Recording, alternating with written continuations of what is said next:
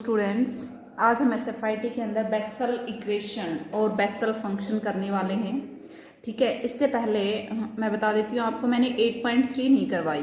तो हमारे पास जो पिछली 2 यूनिट्स हैं वो ऑलमोस्ट कंप्लीट हो चुकी हैं। उसके अंदर 5th 6th 7th चैप्टर नहीं है आपके सिलेबस में। 8th की 8.3 रहती है, 9th कंप्लीट है और हमारा 10th कंप्लीट है। मीन्स 2 यूनिट्स आपकी 100% में से लगा लो एक आधी परसेंट, ये 8.3 नहीं हुई है। 2 यूनिट्स आपकी क्या है, ऑलमोस्ट कंप्लीट है। ओके, अब हम आज से हम 3rd यूनिट, और वो भी क्या है, बेसल इक्वेशन और बेसल फंक्शन। तो देखिए इसमें कुछ डेफिनेशन है हमारे पास। बीटा फंक्शन क्या होता है, तो बीटा फंक्शन क्या होता है, एक इंटीग्रेशन वैल्यू होती है क्या कि 0 से 1 x की power m minus 1 minus X की power n minus 1 into D X, जहां पे m भी 0 से बड़ा होना चाहिए और n भी 0 से बड़ा होना चाहिए। इसको हम बोलते हैं बीटा फंक्शन।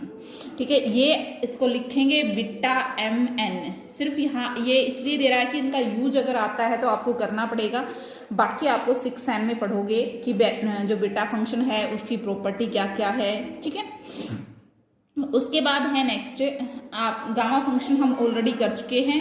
ठीक है, और नेक्स्ट गामा फंक्शन आता है गामा ऑफ 1/2, इनकी सभी की वैल्यूज आती है। तो देखिए एक स्पेशल टाइप की जो डिफरेंशियल इक्वेशन होती है क्या, x square d square y by d x square plus x d y by d x plus x square minus n square into y is equal to 0। N क्या है, एक real constant है।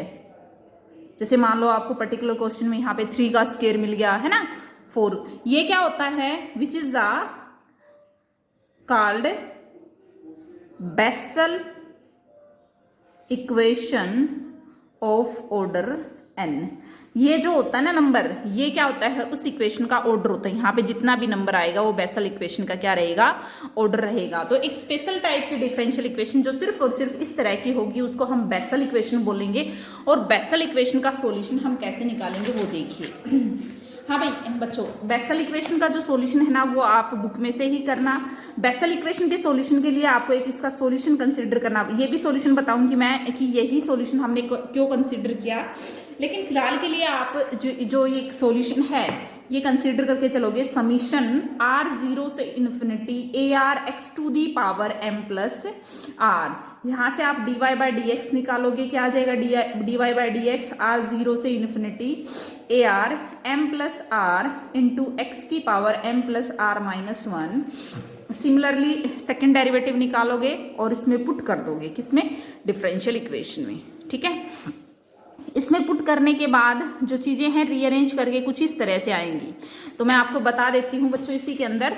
ठीक है, क्योंकि बड़ी जो है आपके पास ये कैलकुलेशन है और बिल्कुल सिंपल है। ठीक है, इनकी वैल्यूज पुटअप करने के बाद देखिए ध्यान से, जब हम इनको मल्टीप्लाई करेंगे एक्स स्क्वेयर, तो ये तो कांस्टेंट है एक्स स्क्वेयर, इसके साथ मल्टीप्लाई होगा तो m प्लस आर हो जाएगा। m प्लस आर हो गया, m प्लस आर प्लस 2 हो गया। ठीक है, यहां से देखिए AR m plus r into x plus m plus r. ये देखिए जब एक्स स्क्वेयर से करोगे तो m प्लस आर प्लस 2, और ये हो जाएगा minus n square into this.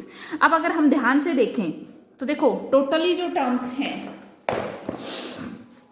एक बार देख लो, इसके अंदर जो टोटली टर्म्स हैं एक्स की power m plus r, x की पावर m प्लस आर और x की पावर, सिर्फ एक टर्म को छोड़कर। तो अगर मैं इस टर्म को भी इससे x की पावर m प्लस आर कर दूं तो क्या करना पड़ेगा मुझे, बताओ भाई। m प्लस आर प्लस 2 की जगह मुझे लाना है m प्लस आर। तो जो समीशन है यानी कि r इज इक्वल टू 0 है, तो r को रिप्लेस कर देते हैं हम 2 से। ठीक है, तो क्या आ जाएगा आपके पास, r को मैंने रिप्लेस किया 2 से, यहां पे देखो ध्यान से, x की power m plus r plus 2 है। ठीक है, तो r प्लस 2 को रिप्लेस किया किससे, यहाँ पे हमें क्या लाना है, r लाना है, तो r माइनस 2 को रिप्लेस करेंगे r से। ठीक है, तो r अगर हमारा क्या हो जाएगा, r की जगह पे क्या आ जाएगा, r माइनस 2। ठीक है, तो r की जगह पे r माइनस 2 कर दो भाई। समीशन कहां से शुरू था आपका, 0 से शुरू था, r को रिप्लेस किया r माइनस 2 से, तो r minus 2 is equal to 0। r कहां से शुरू हो गया, यानी कि समीशन आपका किससे शुरू हो गया, 0 से। r-2 को r से रिप्लेस करना है। r 0 से शुरू होता है तो r-2 भी 0 से शुरू होगा, r 2 से स्टार्ट हो जाएगा। देखो ये आ गया आपके पास, ठीक है। अब क्या करोगे, क्या किस लिए, क्या क्योंकि इसको छोड़कर सारे समीशंस हमारे कंबाइंड हो जाएंगे क्योंकि x to the power m plus r है, ठीक है। देखो ध्यान से ये, तो देखो इसमें भी हमने क्या किया, r इज इक्वल टू 0, आराम से बैठ के अपनी बुक लेके और तब पढ़ना इसको। r 0 से रखा हमने, ठीक है, फिर हमने 1 रखा, ओके, और 2 जब रखा तो उसको हमने इसके साथ इकट्ठा कर दिया, ठीक है, क्योंकि r2 से इन्फिनिटी, r2 से इन्फिनिटी, इस टर्म्स को हमने इकट्ठा कर दिया। देखो इस टर्म को हमने क्या कर दिया भाई, इकट्ठा कर दिया, ठीक है, ये वाली जो टर्म है।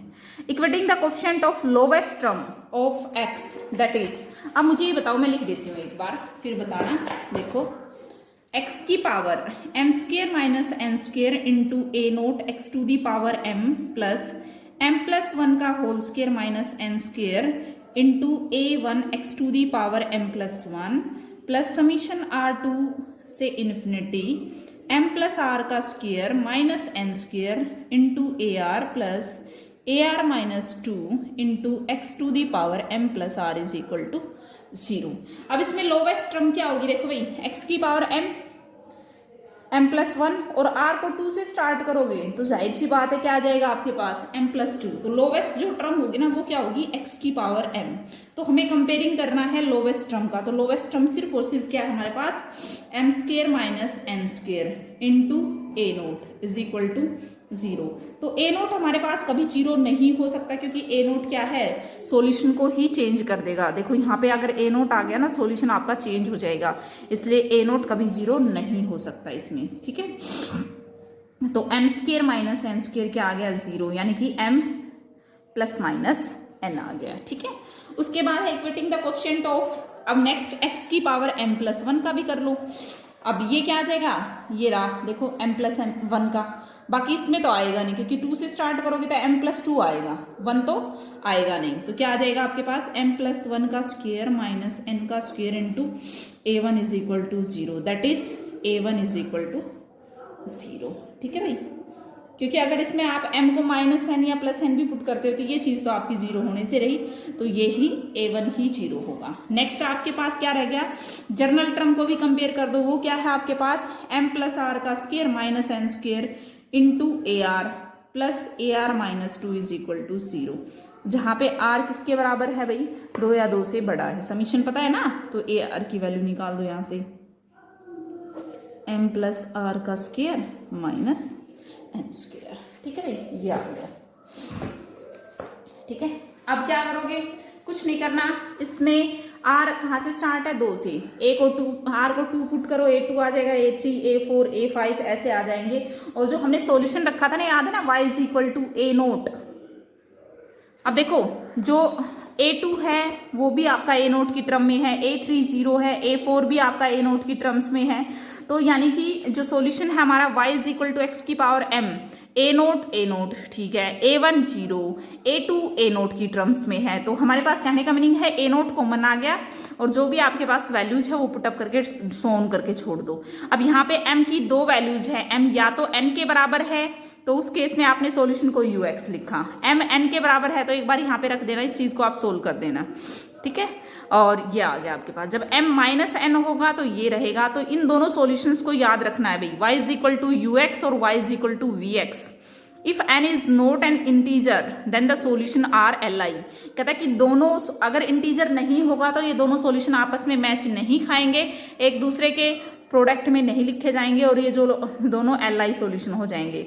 दस the solution of Bessel equation can be written as in the form, अगर li होंगे तो हम इस फॉर्म में लिख सकते हैं c1 ux plus c2 vx। तो आपको करना क्या है, c1 और c2 की वैल्यू ux और vx की वैल्यू याद रखनी है, क्योंकि बार बार हम इन लंबी लंबी कैलकुलेशंस का यूज करेंगे।